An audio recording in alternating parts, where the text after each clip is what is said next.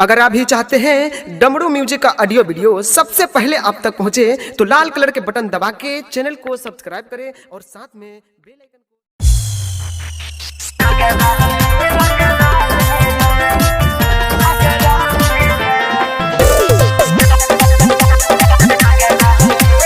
Music by Vikesh भोजपुरिया।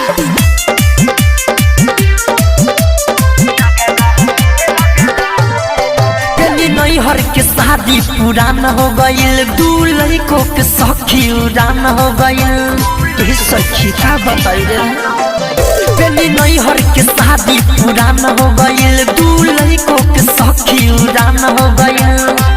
कोई की न साड़ी हम सोया गाराले फोटो खीले जो बचार जो बना डगरा मेरा गराले रे फोटो खीले जो बचार जो बना डगरा मेरा गराले रे।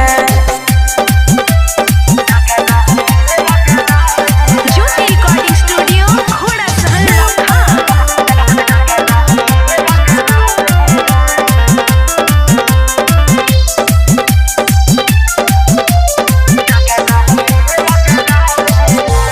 महाजमारे में तू रबेला काना बाली बोली जे कुछ तो तेरे लगारी।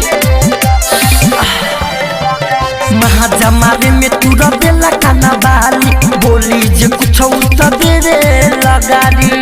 खोजी के बहाना सखी रोजे झगड़ा ले फोटो खीले जो बचार जो बना डगरा मेरा गरा ले रे फोटो खीले जो बचार जो बना डगरा मेरा गरा ले रे। म्यूजिक बाय विकेश भोजपुरिया।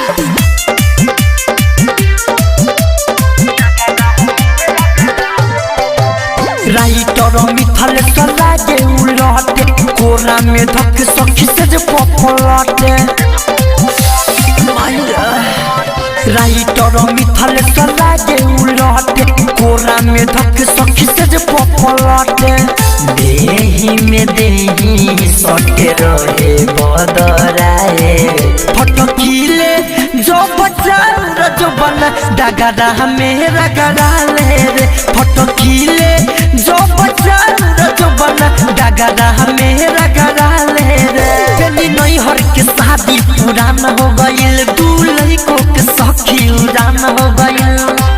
कोई की न साड़ी हम सोया गारा ले रे फोटो खीले जो बचार जो बना डगरा मेरा गरा ले रे फोटो खीले जो